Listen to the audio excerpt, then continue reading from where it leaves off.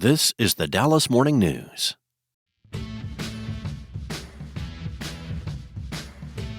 Hello and welcome to a new episode of SportsDay Rangers. I'm John Blake. And I'm the trusty sidekick, Evan Grant.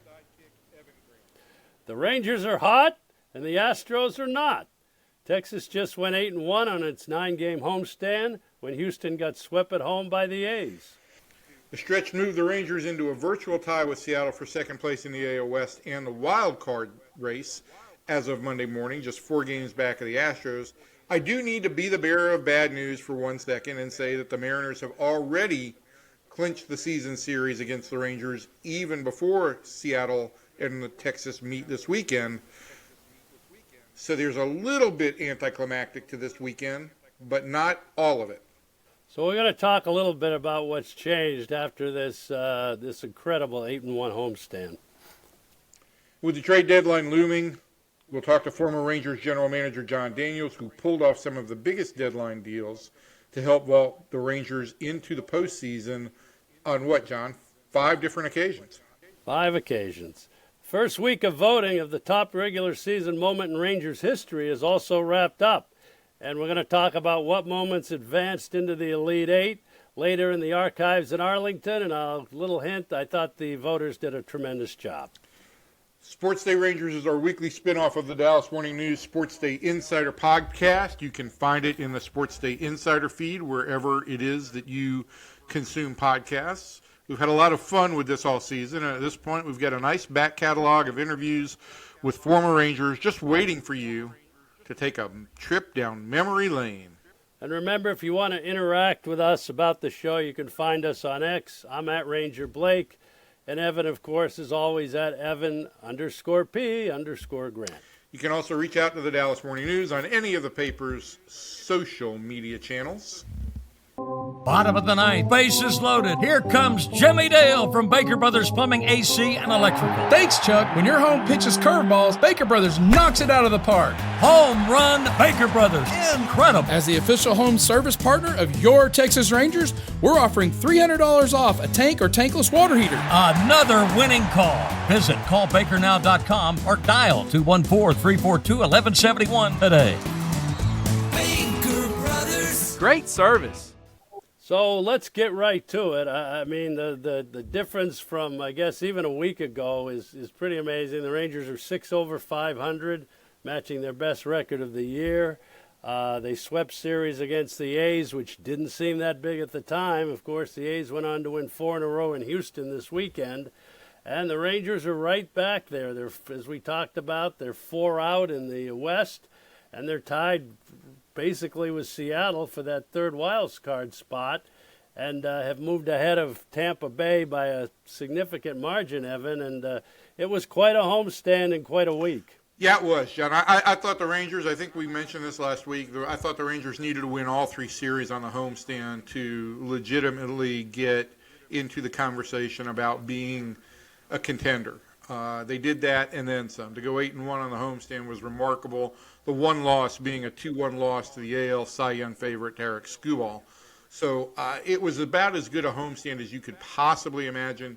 But then when you couple it in with the other factors, with Houston really struggling with injuries now, and look back at the last 3 weeks, this team, as we sit here and record this ahead of the Angels series, the Rangers have picked up 7 games in the American League West in 3 weeks.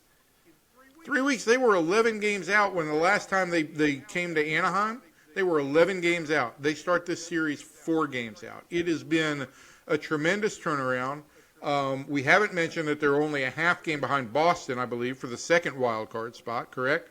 And what is it, a game and a half or 2 behind the Yankees for the top wild card spot? Right, who are also struggling with injuries. Yes, and who won't have Aaron Judge in all likelihood when the Yankees come here first week of August to Arlington. So the offense, and again, Seager is playing, hitting the ball well, but I think the Braves series really it's back to what I think you saw the first 2 months of 2023, at least in a short sample, where you're getting contributions up and down the line. I mean, Josh Young has come back with a different approach. even Wyatt Langford, who was really struggling, went 3 for 4 yesterday with that big double in the first inning.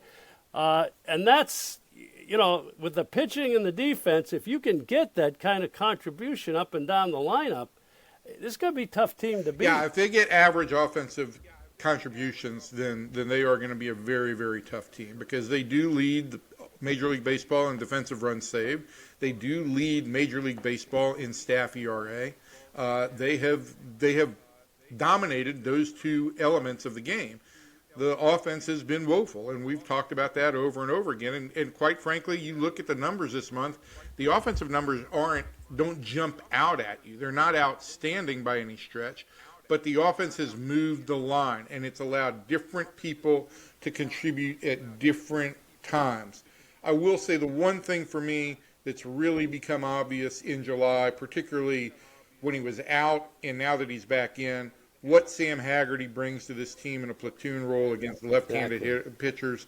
He is the instigator that this team needs. He's being used in the proper situation, which is against left-handed pitching, and he understands his role quite frankly, in a far better way than Leody Taveras ever did on the base pass. He is willing to take the risks and make things happen. Well, and I think the ninth inning on Saturday night, to me, kind of encapsulated that. A month ago, you would have said this game is over. Bottom third of the lineup, end of the lineup coming up against Braves closer Iglesias. But the Josh Young walk with one out, then you can pinch hit Haggerty. Iglesias doesn't hold guys on. He's at second base. And then I'm saying, I actually watched that game from the stands that night. I'm saying Rangers going to win this game. And it's not and again, Sam Haggerty's right in the middle. Yeah, and listen, you mentioned Josh Young taking a walk, and that's a big difference for Josh. And I think if there is one bigger difference for me in this offense from top to bottom, it has been in July. They have not chased as much, and they are more willing to take walks, which moves the line along, which adds pressure to pitchers and ramps up their pitch counts, and they are starting to see the effects of that. And I will also say one other thing, John. You go back this month and you look at what the Rangers have done in July, and they've had 3 walk-off losses. One in Anaheim, one in Houston, and I think they had one in San Diego too. They had 3 walk-off losses on that last road trip. Came back after each one of them and won the next night. They had the game against Atlanta where they had a 4-0 lead or 4-2 lead, and it slipped away. They trailed. They came back, as you said, in the 9th inning, tied it, and won it on a walk-off hit. And I think that game in particular, with Marcus Semien getting hit in the head in a really scary moment, staying in the game, and then getting the walk-off hit, that's the kind of win, that's the signature win that you say, okay, we're galvanizing around that, right? We talked about in 2015, this team in mid-July had that game in Houston where the bench is cleared, where Jeff Bannister and A.J. Hinch got into it, and Prince Fielder was kind of in the middle of it, and that was kind of a galvanizing moment for that team.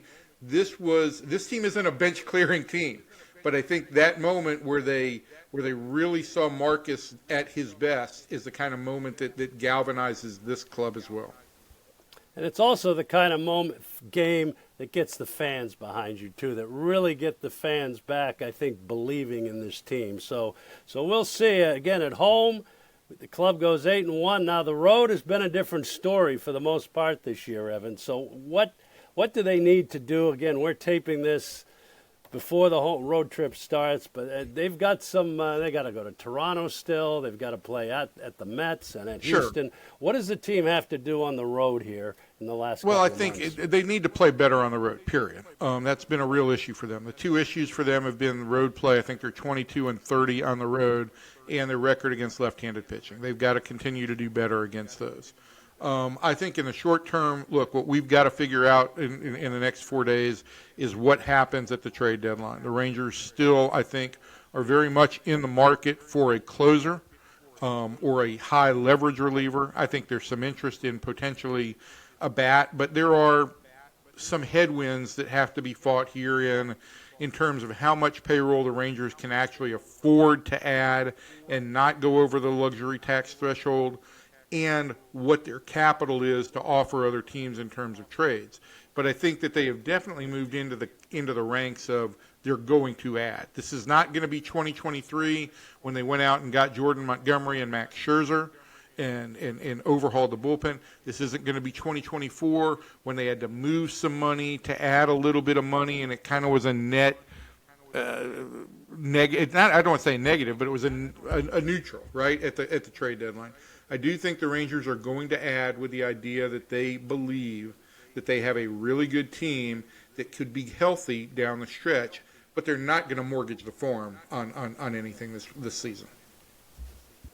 And they're getting Jock Peterson back, which hopefully will be a positive here at the deadline. So we'll see what happens. We're about, as this podcast is posted, it'll be about 30 hours to the trading deadline. It could be kind of a fascinating time and a busy one for you, obviously. Well, I can make one prediction. I don't believe that the Rangers will be acquiring Emmanuel Clase, who on Monday was put on Major League Baseball's ineligible list for the moment temporarily, as MLB continues to widen its investigation into gambling allegations. So that was a real turn of events. It's going to impact the closer market all around, because Clase was going to be a very big commodity. So I think there would be some trickle down potentially to the Rangers, but the Rangers were not going to acquire him even if he was available, and they aren't going to acquire him now that he's ineligible. Well, at least you're on the West Coast, so the trading deadline will be a little earlier than it is when when the team's either on the East Coast or at home. So well, but John, I do have an issue that only reporters and PR guys can actually empathize over. There's not a lot of flights from Orange County to Seattle. I am on the earliest flight to Seattle on Thursday morning. It leaves at 8:02 a.m. Pacific time, and it's supposed to land at 10:52 Pacific time in Seattle. Still have to go through baggage claim and get out of the airport. So I'm going to be on Wi-Fi on the plane. I'm going to be very... I know you think of me as very a low-key guy, that I never get too ruffled, nothing like that, but I may be a little bit pensive all day on Thursday. We'll talk about some of the great moments, like when the Darvish trade was, where Evan was, but we'll talk about that with our next guest, as Jon Daniels became the youngest general manager in baseball history when the Rangers promoted him to that role in 2005 at 28 years old. He held the position until 2022, leading the Rangers to their first 2 American League titles, 4 AL West championships overall. He's now a senior advisor with the Tampa Bay Rays, and he's, sure as we're speaking, going to be working hard on the Rays trade deadline. So coming up next, we'll visit with the former GM and look back at some of the biggest deadline deals in club history. But before we get into our conversation with JD, be sure to stick around to find out which 8 moments advanced from the round of 16 in our fan vote to determine the greatest regular season moment in Rangers history. We've set up a bracket of the franchise's top regular season moments, and each week you will vote on the matchups until you crown the most iconic regular season moment in Rangers history. I've got 2 favorites here, but we'll see where it goes. So after we finish talking to JD, Evan and I will discuss the first round of voting. And without further ado, here's Jon Daniels. Our guest on this week's episode of SportsDay Rangers really needs no introduction to Ranger fans. He ran baseball operations for the team for 17 years, from 2005 2022, a period in which the team won 4 American League West Division championships, advanced to 2 World Series, now serves as the senior executive advisor for the Tampa Bay Rays, and we're happy to have Jon Daniels with us. JD, thanks for joining SportsDay Rangers. Yeah, thank you guys for the invite. Appreciate it. So the timing, obviously, this podcast will drop the day before the trade deadline of 2025. And over the course of your tenure running a baseball operations department, this became a frenzy for media and fans starting in June with lists of guys that could be traded. And as social media and everything evolved, it just became kind of a frenzy. As someone running a baseball operations department and everything, how did you approach the trade deadline, and how did you try to cut out that kind of distractions that people like Evan Grant would start asking you, starting in mid-June? Where to start? Well, I do have to say that to be fair to Evan, who is a known nudge and would text and weigh in, try to do all that stuff. I will say, John, one of the bigger distractions, usually on deadline day, there would be a silhouette in my office doorway, and somehow you had this like unbelievable canny ability to show up at the absolute most stressful moment. And Evan, I don't know if you're aware, but John is sometimes it's not the softest, gentlest touch. No, tell me about it. Would be, yeah. So it's like, this high stakes moment. We're deciding, which direction we're going to go. And we've got, an hour to go. And John's like, what do we got? Any deals coming down? Anything to announce? Jesus. 2017, I remember that very well with the Yu Darvish deal. Oh, yeah. Which I'm not sure we fully beat the deadline on that one or not. But, no, but to back up to your question, like I've always felt, for the most part in season, there's not a ton that the front office can do, right? I mean, it's mostly on the players and the staff, and the game's going to be played at 7:00 that night, whether you're locked in or not, or whether. The off season, I felt a lot more stress and pressure as a front office because, that's when we compete. That's when, if we're not going after that free agent or that trade, then Dave Dombrowski or Andrew Friedman or whoever is going to, beat you to it. You kind of feel that same way at the deadline, where it's like you've got to really be on top of things. Things can move quickly. One phone call to the next. Things can change with an injury or a few wins here or there for a different club. And so really felt a lot of pressure to stay on top of things. Didn't sleep a lot in the month or so leading up to it. And now it's kind of the dynamics changed a little bit with the draft. The draft used to be in the middle of June. Now it's the middle of July at the All-Star break. And so the whole, trade window gets squeezed in a little bit, and it only kind of it adds to that lifestyle stress, pressure, whatever you want to call it. How do you, I'm going back here, and looking at all the trades you made at the deadline, and the text trade stands out obviously as a real landmark, but it also predated the advent of social media by about a year or two, and so I'm curious. I know what social media did to the reporting of deals and the play-by-play on the reporting of deals and how much it's cut off of my lifetime. But how did that impact how the front office conducted business when you're seeing what's on Twitter and what people are posting in real time? Yeah, I mean, listen, in some ways it was a positive in that you almost got some idea generation out of it, right? You almost were able to, you were as reporters who do a really good job and have a good finger on the pulse in other organizations, they might put something out there on Twitter and it might give us a lead for us to, at least discuss in house, or at least, maybe pick up the phone and, hey, I'm rumor chasing here. I'm headline chasing. So you might be talking about player X, and is that accurate? So, and most often it doesn't lead anywhere, but sometimes it does. Did it kill deals at all? Did it ever interfere with deals? I don't remember an exact instance of that. Where I do think there was a real tangible difference was you have to be prepared for the information to get out unbelievably quick, right?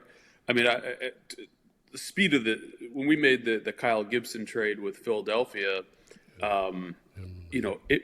I remember the way our offices were set up. We had this bank of TVs out there, and so you could see the TVs, see why I was, and Ross and Josh, these guys are in the office, and see why I was negotiating that one mostly with Sam Fold at the time with Philly, And see, I was literally on the phone with Sam. We had not fully agreed on the details of the trade. John was standing right there, and there's Ken Rosenthal announcing the trade as being done, and so I think knowing that the information was going to come out, literally sometimes before the deal was finished, as crazy as that sounds, we got a little bit more proactive with informing the players. Really never wanted players to find out about stuff, off social media. Probably the worst instance of that happening in my tenure was when we traded Ian Kinsler to Detroit. I was on a plane, ultimately, I think the Prince Fielder's agent, I'm guessing, probably, put that out. John Heyman reported it, and it was ugly. And Ian deserved better than that. And so learning from that was all the way back in, 2013, right? Right, after the 13th season, yeah. Yeah, and so I think learning from that and what a bad experience it was and how unfair that was to Ian, we got ahead of it. And so with the Gallo trade at the deadline, we traded him to New York. We pulled him out of the lineup. The deal was not done. We pulled him out of the lineup and we sat him down. We told him, hey, this deal's 90% of the way done. It's likely to get done tonight. We don't want to pull you off the field. We don't want you reading about this or walking through the clubhouse and seeing it, on headlines or something like that. So, and we had a hiccup with that deal, right? A medical issue with another player, and it ended up taking a little longer. So I'm glad we did. But that's one of the big changes. You have to anticipate stuff getting out. It doesn't mean that there's a leak in your front office or anything like that. There's just so many people that know about these things at this point, between agents and the league and the Players Association, that it's better to get out ahead of it and not let the players be surprised. Yeah, it doesn't matter how locked down your organization is. I mean, that is the thing, whether it's an agent or somebody in the league office or somebody in the MLBPA, there are people who are connected to the national writers, and there's so many instances. There were off-season deals this past off-season where the Rangers were completing deals, and same thing, it's being reported basically in real time. Yeah, it's just a reality of it. It's nobody's fault. I'm not sure if it's good or bad for the industry, but it's definitely a challenge you gotta be ready for. So you made, again, I think I looked at all the trades over the years, and it went both ways. Clubs in contention, clubs not in contention. And sometimes you have to pivot at the last minute, right? I mean, you think you're in contention, and all of a sudden you're not. How did that work? With your scouts and going from, okay, we need to add, now we need to look more at prospects. How did you kind of manage all that? I know it was tough. Yeah. I mean, listen, there were a few years where we were kind of late deciders. You referenced the Darvish deal in 2017. We were like kind of, sort of in the wild card mix. The team just could never really kind of get going. I think the big thing was just try to as early as you can in the process, a lot of dialogue with your counterparts to know what's possible, what's not, who might be available, who might be interested. Hey, if we decide to sell, you want to have a pretty good idea of who the teams that are going to be in on your play, because that's where you're going to send your scouts, right? You're going to focus, your pro scouting director, Mike Parnell in that instance is like, he's trying to organize your scouts and make sure they're in the right cities, seeing the right prospects, so you have fresh looks at guys. And so you're trying to understand, hey, we want to add to this team. We're hoping we have a good next couple series here. But if we don't, if our playoff odds drop dramatically, if whatever other factors come into play, we might make the following players available. In that scenario, who are you interested in? And that way we know, who's real, who's not, and you can decide where to, allocate your resources. When you talk about getting fresh looks at somebody, two trades stand out for me, right? I mean, there were two opportunities at the deadline where it felt like you kind of swooped in almost at the last minute. The Cliff Lee deal in the middle of a bankruptcy, and the Cole Hamels deal, where it was a number of prospects going. Did you guys kind of swoop in at the last minute on those deals, or how close were you during the whole conversations? Yeah, I think to go through the two. I mean, first, the Cliff Lee deal, it was interesting in that Seattle was open to moving him early. You don't usually see players of that stature move early. Sellers usually want to let the market develop more and whatnot. And I think we pushed a little bit. I think the Yankees were pushing pretty hard, and Jack Sorensic made it clear he was open to trading him before the All-Star break. And so we'd had a lot of dialogue. Justin Smoke was always the guy that was gonna kind of win the jump ball, was gonna win the deal for us. We were really hesitant to put him in there. We drafted him in the first round, I think a year or 2 years prior. We had high expectations for him, switch hitting, power, patience, combo, first baseman, and we had a split camp. We had some guys that said put Smoke in. We had a number of guys that didn't. We offered a lot of trades, a lot of offer, and quite frankly, some of the offers we made in lieu of putting Smoke in would have probably been worse deals for us. So I'm glad they didn't work out. But learned a lesson there. That the Yankees actually closed the deal. The deal I think was done with them. I want to say Jesus Montero and David Adams and a couple other guys they agreed upon it, and we were crushed. We were absolutely devastated. Had lost this player, not just lost Cliff Lee, but lost him to a team that we thought we'd have to go through. The reigning champions that we thought we'd have to go through. And I really didn't sleep that night. It was one of the first instances, also to your previous point, where Twitter came into play. And so woke up early to the degree I even slept, woke up early the next morning and saw, I want to say it was Joel Sherman was saying that there was an issue with the medicals in the deal. Turned out David Adams, a second base prospect, had something with his leg or his foot, I forget. And so we reconvened early that morning. We were talking to Nolan early that morning, and we called Seattle. I called Jack and said, "Hey, Jack, I saw this rumor. Is this accurate?" "Yeah, it's a little up in the air." I said, "Hey, if you guys are still open to it, we've reconsidered. We would put Smoke in the deal." And the deal came together, that day. It happened really quick after that. On the Hamels deal, sometimes it's these deals you lay groundwork for years prior. We had tried to get Hamels several years earlier. And he ended up signing an extension that July. Like, they used the trade deadline. It was either extend him or trade him, and they used the deadline to kind of get a deal. So they had extended him, but we'd done a lot of homework on him.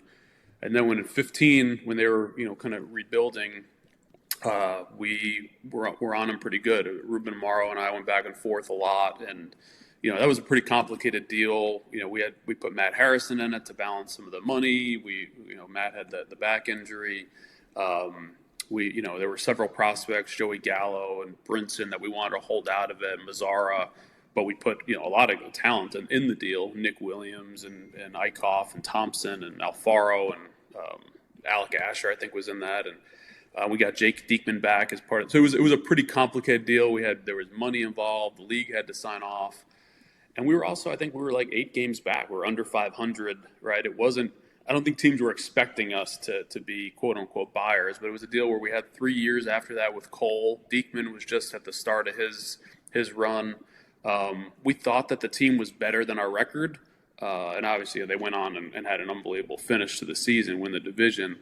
But both deals were, I think publicly it looked a little more like a shock than it was in-house. We were pretty focused on those guys. And you go back to that, you sold the Hamels deal as a deal that was about this year and the future at a point in time when this club really, it still seemed like it was on the outside of the playoff race.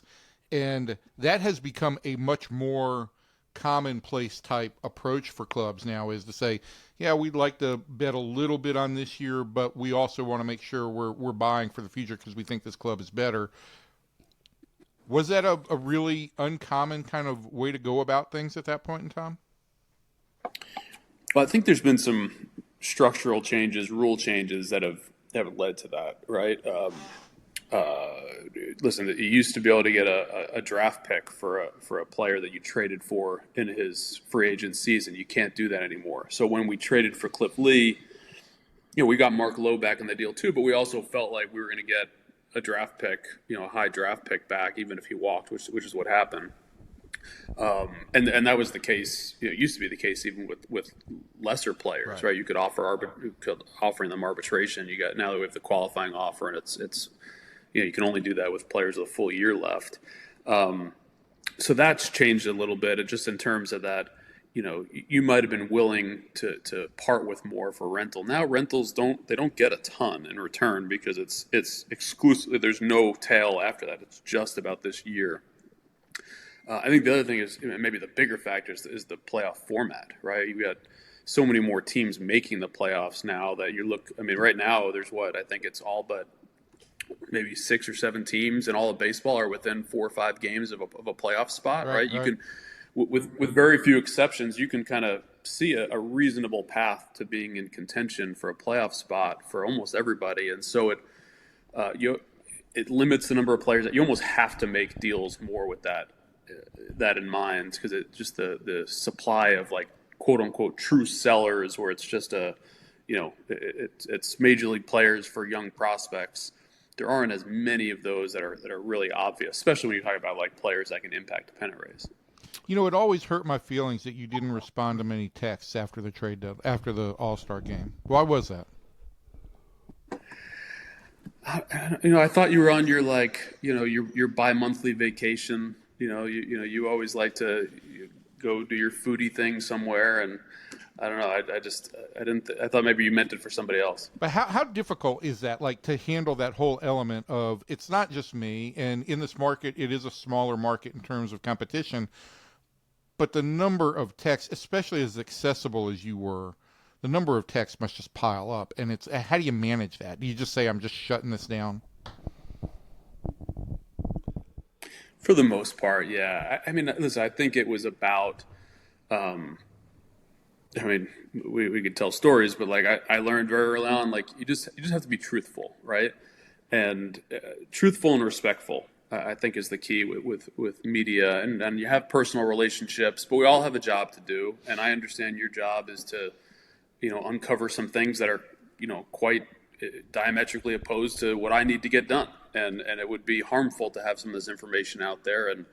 And so I felt like, I didn't want to be a jerk, but I would rather go dark on you for a little bit, or not just you, but, the national guys or your competition here locally. I'd rather go dark and just not respond than I never want to say anything misleading, right? And one of the challenges too is, if you asked a point blank question, hey, are you guys in on, acquiring player XYZ, even if it was a definite no, I didn't like to respond no, because then the next time you hit on somebody that was we actually were in on, and I didn't respond, or I responded differently, you want to be a little guarded about that stuff. So I just wanted to be truthful. I wanted to be respectful, have a lot of personal relationships, over the years, kind of figured out a good working balance with you guys, and I wanted to maintain that.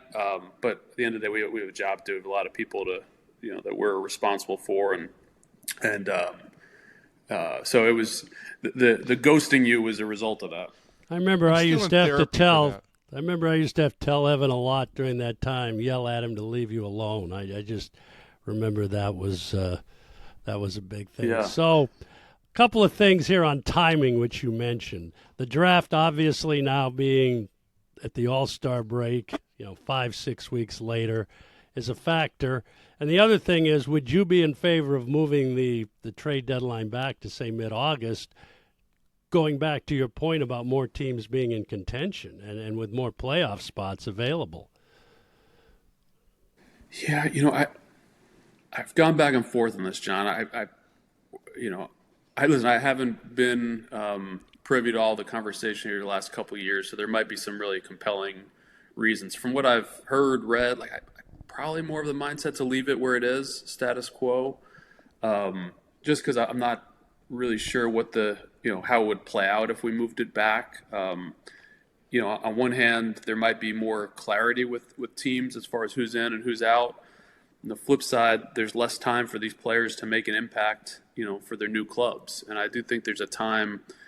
It's rare you get a player that comes in and just immediately settles in and just, like Cliff Lee did or CC Sabathia did. Like, those are the rare. I mean, CC's going as a Hall of Fame for a reason, right? Like, a lot of guys need an adjustment period. The team needs an adjustment period. And so I'd be hesitant for that. I kind of like the old system where we had the trade waivers in August, and it wasn't the most, I think it was really confusing for the fans. It was confusing for a lot of us sometimes, but at least provided an avenue where if you had a late injury, you could backfill it, right? And, well, you picked up a lot of significant guys over the years. You know, Jeff Francoeur was that way. Mike Napoli was after the deadline.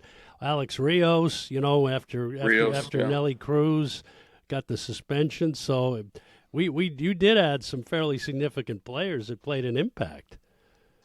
Yeah, no doubt. And I mean, one of the more famous ones is, you know, unfortunately for Rangers was you know, Verlander in 17 going to Houston, right? And so it's certainly possible. It's more rare.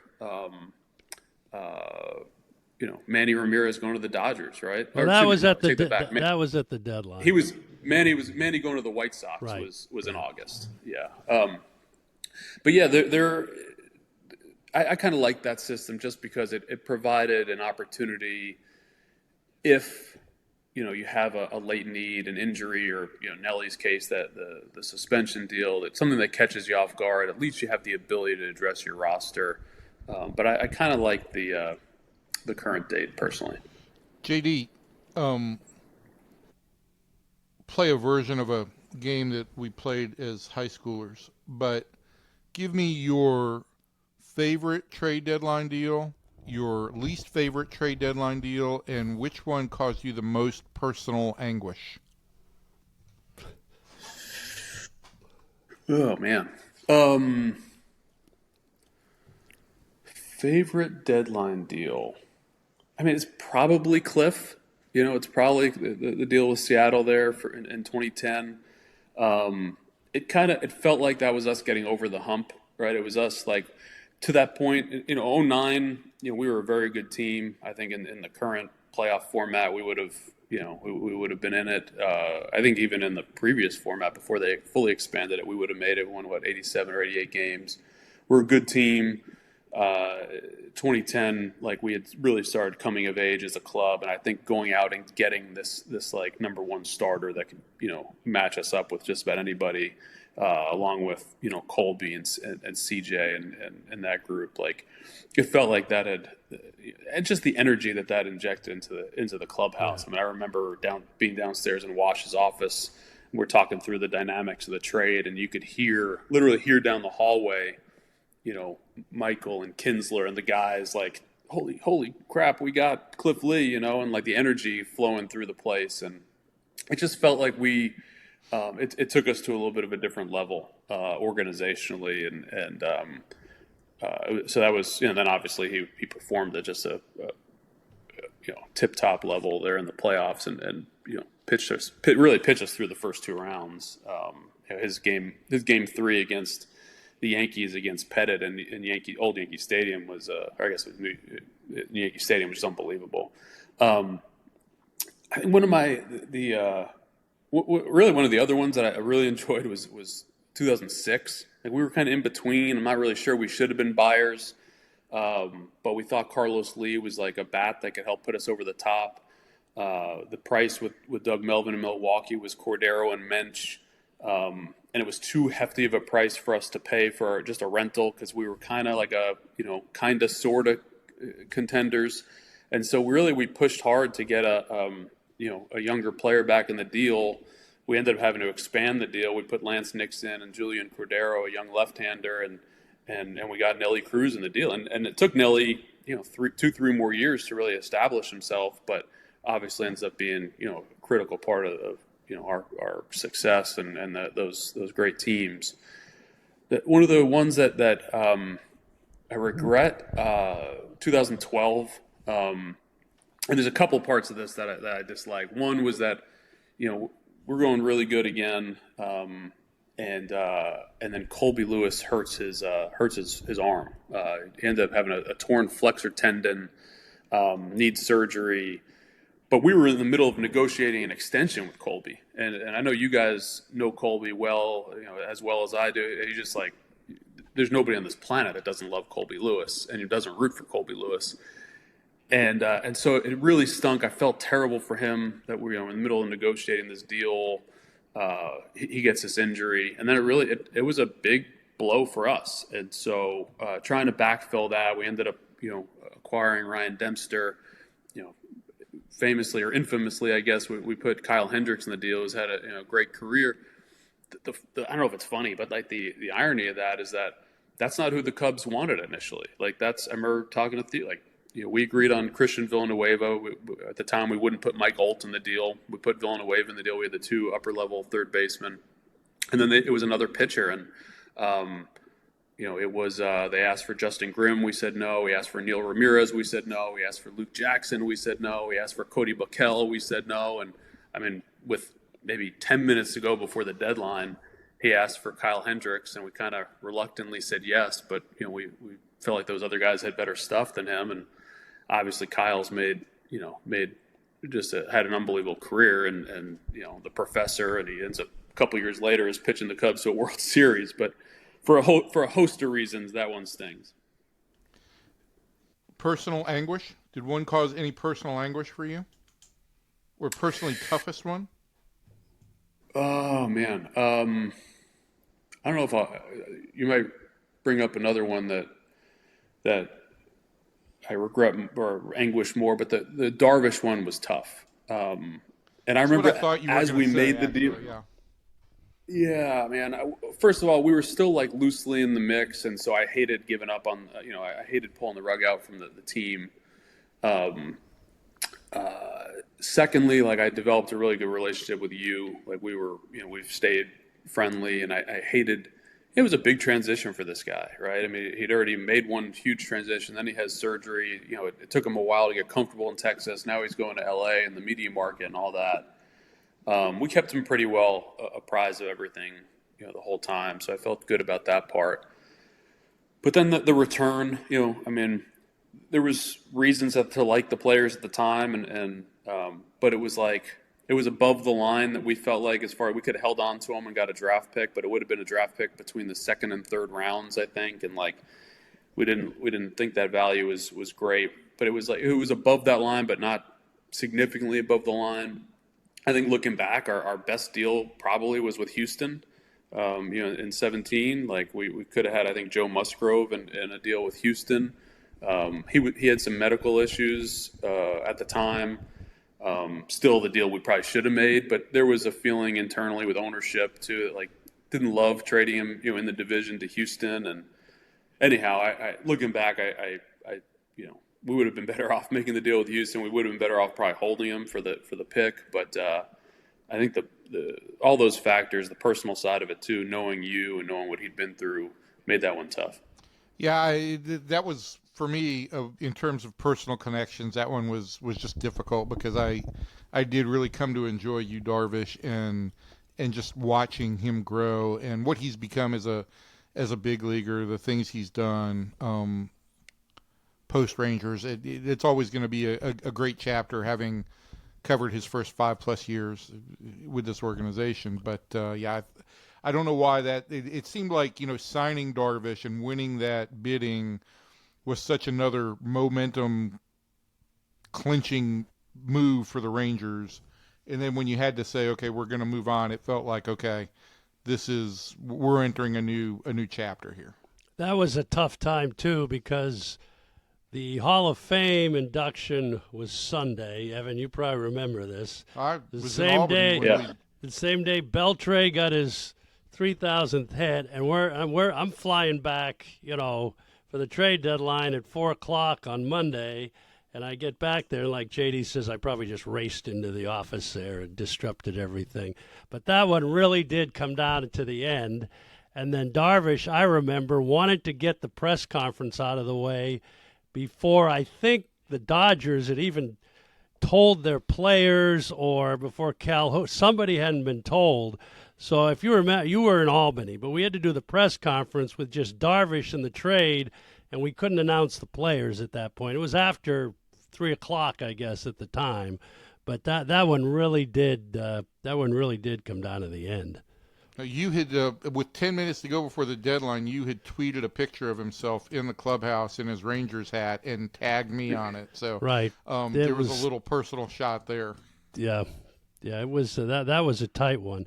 So the other one I want to just touch on quickly, I'm not going to talk a lot about how you fleeced Boston in 2007 and traded us Eric Gagne, who became like no factor in the World Series, and you did get David Murphy in that deal. So we still won the World Series, but no thanks to Eric Gagne. But in 2000, shots fired at Eric Gagne. Eric Gagne is a good dude. He's a nice guy. well, he didn't pitch very well for the Red Sox. But in 2016, that was to me kind of the all-in when we went out and got Carlos Beltran. We went out and got Jonathan Lucroy. What was kind of your mindset? Because, I remember we got Beltran, Lucroy. I thought, boy, our lineup is stacked here. This is a good ball club. And those... Yeah, I think... Yeah, no, John, I think you hit it head on. Like, that was exactly what the mindset was just, let's kind of go strength on strength here and just put together just as deep a lineup as we can. Lucroy was kind of the, we had Benji, we had Napoli. When we, at our best, we'd have these. It's such a competitive advantage when you have a two-way catcher, an offensive force. And Lucroy was having an unbelievable year. Jonathan was, he went, and really when he first got to Texas, his first month or so, he felt like he hit a home run every day. Right. He was on fire. And so we put like Lou Brinson won that deal, and that was a tough one because Lou is talented dude and great person. But similar to some of the other deals where we got Diekman back with Hamels or Mark Lowe back with Cliffley, Jeremy Jeffress came back in that deal, and just felt like it gave us again, bolster the bullpen, bolster the lineup. Carlos Gomez ends up getting released, and we pick him up as well, and just Ian Desmond had made a huge transition that year. We finally had Hamels and Darvish together, healthy. And listen, it didn't play out in the postseason. We got swept there in Toronto, but it felt like that was we had a club that was capable of doing some things. Looking back on it, and we knew at the time, our run differential wasn't great. We were winning a lot of these close one-run games, and you can look at that as far as predictive. Hey, this team may be over its skis a little bit. But I also looked at it as the biggest factor to winning the whole thing is just getting into the tournament, right? Giving yourself a shot. And we had home field, we had Darvish and we had Hamels, and it was let's give ourselves the best possible shot. We're likely to get in.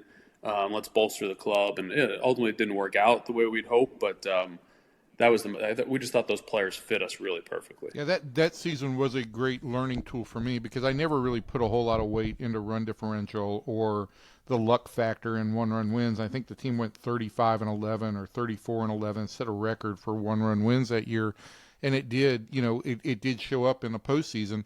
But to your point, this year this club has Eovaldi and DeGrom, and if they get into the playoffs with that, and they do have a positive run differential, and they do have a lot of those other things, I think this Rangers club could be very dangerous in the postseason, as opposed to in 2016 when it ran into a hot Toronto team at that point. So we're not going to get too much into the 2025 Texas Rangers with you, but I just wanted to point that out.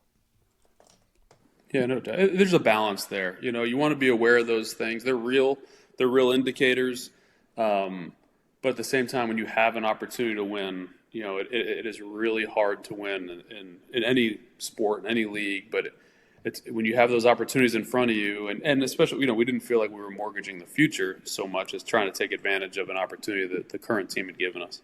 Hey, last thing before we let you go, JD, I just from a personal standpoint, it just seems like you are very happy in your role with Tampa Bay. Seems like you're really enjoying it and you're really enjoying your life. Do you want to be in the chair again? Do you want to run an organization again? Yeah, it's funny. I haven't gotten asked that as much recently as I did, a couple of years ago. Listen, I think you said, I'm genuinely in a good spot. I love the Rays. They've treated me great. Unbelievable organization, just top to ownership through just so many good human beings. I've really enjoyed being part of it.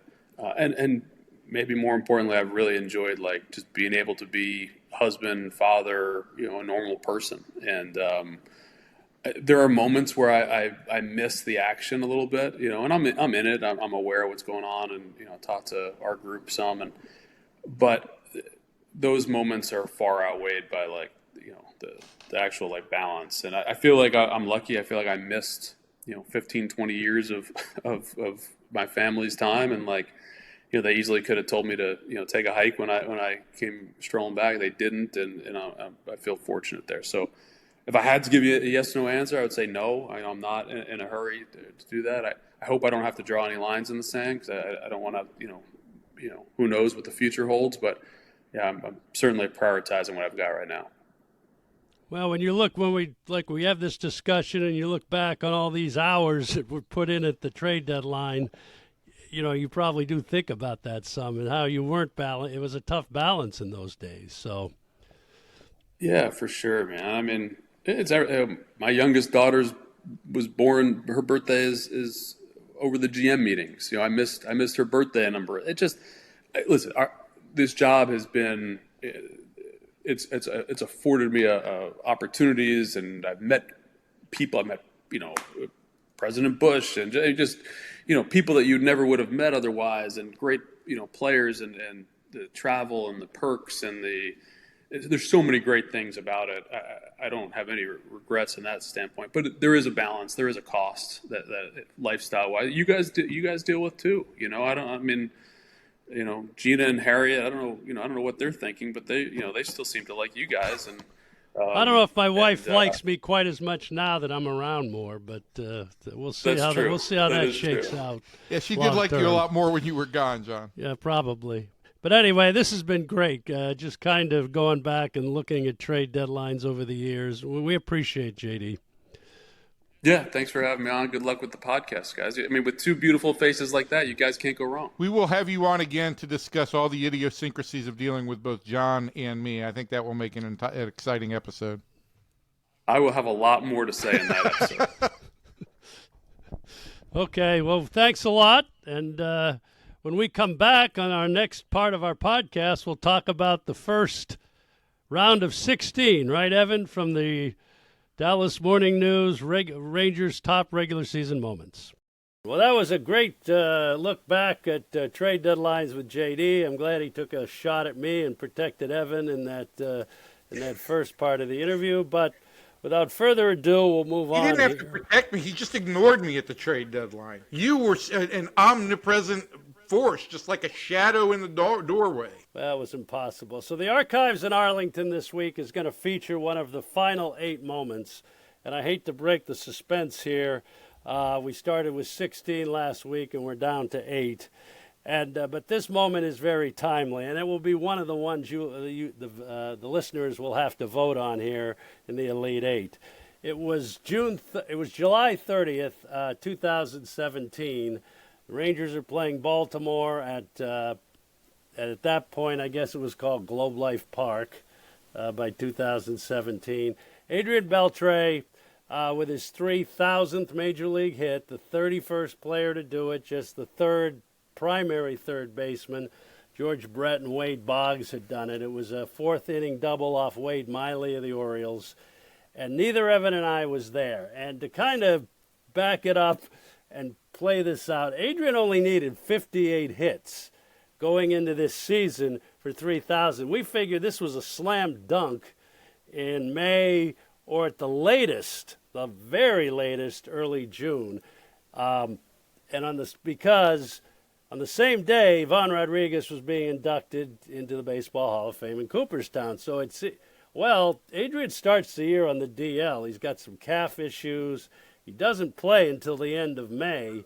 And even then, he started the last week needing 11 hits. And I figured still, I'm great here. I can go to Cooperstown, get this done. Might hit the same day as the trade deadline. But then he goes 4 for 4 in the opener of a series against the Marlins. And then 3 for 3 on Wednesday in the third game of that series. And then famously, that was the game he was ejected by Jerry Davis in the 8th inning when he moved the on-deck circle and everything. But so he's only 4 hits, and the way it shook out, Evan, if you remember, Pudge had basically finished his speech, and Beltré gets the 3,000th hit. Well, I do remember that, John, you do a great job with the Rangers Hall of Famers. I've been to now 3 occasions for Eric Nadell's broadcaster announcement, for Pudge and for Adrian. And the night before the actual inductions, the Rangers put on this incredible party. And so I remember being there that night and watching the game live, because there was some thought that he might get the 3,000 on that Saturday night. And so everybody was watching and paying attention to those at-bats, and it didn't happen. And then we're all monitoring it basically during the speech, and it's kind of hard to both pay attention to Pudge's speech and try to follow where Adrian was. But, yeah, it was an incredible moment for the Rangers, and an incredible moment in terms of timing. And as usual for you and I, we managed to miss one of the moments. That is the only, and again, I wouldn't change a thing. I love the Hall of Fame. It was the right decision. There are people that worked for me that were furious. My photographer, Kelly Gavin, I made her come to Cooperstown, and she missed the moment. It was our second photographer that got that iconic picture of his kids running in to greet him in the infield with the team behind it. And my staff did a great job. Rich Rice and Angie Swint. And the group, they did a great job because we were all in Cooperstown, and it was a poignant moment. But again, if I had to be in one place or the other, I would have gone to Cooperstown regardless. It was just amazing how it all turned out. But that is one of the moments you're going to have to vote for, and it's up against a very tough moment as well. So I'm going to let Evan at this point kind of go ahead and read the winners, if you want to, Evan. Yeah, so you have those what we've here got for here the is, first round. I don't think there were any real upsets in the first round. But you had Kenny Rogers' perfect game defeating John's very sentimental first game at the ballpark. Nolan Ryan's fight, in the fight bracket, Nolan Ryan's fight outdid Rougned Odor's fight with Jose Bautista. Josh Hamilton's 4-home run game beat the 30-run game, which, listen, Josh Hamilton's 4-home run game deserved to advance, but that was an unfortunate matchup because that was a really historic night. Nolan Ryan's 7th no-hitter beat David Clyde's debut. I think fans may be at this point in time getting a sense of a real theme here. The Rangers' first AL West title clinching that late night beat Nolan Ryan's 6th no-hitter. I think Nolan's only loss in the bracket. Only because Nolan Ryan ended up having a 7th no-hitter. Correct. And the Josh Hamilton home run derby performance outdid the 1972 debut in Texas, despite all the Rangers wearing cowboy boots that night, including Ted Williams. And then Adrían Beltré advanced over Gary Matthews' catch, which was still the greatest catch I've ever seen a player make. And Nolan Ryan's 5,000th strikeout defeated the greatest underdog story in slow guys history of Benji Molina legging out a cycle in Fenway Park. And John, I'll just tell you my one observation on all of this as we look at this is, this is still Nolan Ryan's team. Nolan was and involved. Josh Hamilton's. Yeah, Nolan and Josh. These, right. They appear in 5 of the 5 entries of the 8 that are in the Elite 8. And look, Nolan's arrival in Texas and the historic moments that he put together actually really for all intents and purposes, was the genesis and the beginning of this franchise. And Josh is the greatest single talent to ever lace up his cleats in Texas. It was a short period of time, but, after our interview with Josh, I've had so many people come up to me and say, yeah, it brought back so many memories, and they're just embedded in my mind because he was such a sensational talent. And certainly in Ranger history, there are players that did it way over longer periods of time than Nolan or Josh. But it's those memories about these two guys that are really iconic, and it's what people look at. So if we look at the final 8 here in the brackets, just the Kenny Rogers' perfect game is going up against the Nolan Ryan Robin Ventura fight.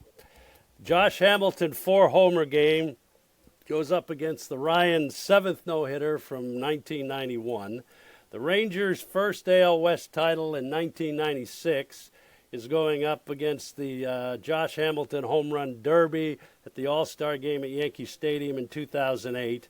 And then the one that's probably going to be the toughest for me is Nolan's 5,000th strikeout in 1989 against Adrian's 3,000th hit in 2017. I mean, those are two moments that, you knew they were eventually coming. I mean, they weren't like a no-hitter or a 4-homer game, but they're probably, in terms of build-up, may not have been two more individual moments in club history. Yeah, I mean, I think that while those are probably the two greatest historic career accomplishments in Rangers history, when we're talking about career-type events, I do feel like because Beltré's 3,000th hit was one of, at that point in time, I think 20 or 21 players to join the 3,000 hit club, and Nolan is the only player to ever reach 5,000 strikeouts, I kind of think that fans are going to lean towards Nolan here. The one I'm interested in seeing is that there is one team accomplishment left in this bracket, and that is the first AL West title, and that's going to go up against Josh's home run derby performance, which technically isn't a regular season performance, but it did happen in the midst of the regular season, so we included that. I'm going to be interested to see how that one happens. Well, Evan and I really have no say in how you guys vote, and I thought you guys did a great job in the first round. You went 8 for 8 for me. Now we'll see how it comes down here in the next round of 16. Of 8. I get very confused, and then we'll go to the semifinals, and then we'll crown a winner here in about 3 weeks. And you can find the bracket now down to the Elite 8 at dallasnews.com/sports/Rangers. And voting for this round will last from now until 11:50 p.m. That's Central Daylight Time for those of you on another time zone. This coming Sunday, and we'll reveal the winners next week, getting down to the semifinals on the podcast. Again, that bracket is at dallasnews.com/sports/Rangers. All you need to do is enter your email address, and you'll be ready to vote. You can join the vote at any stage and are eligible to vote on all and current future rounds. And remember, there are prizes involved as we continue to go into this thing. Including one of those prizes apparently is going to be a tour with me. Yeah, and the second prize is going to be 2 tours. Breaking up.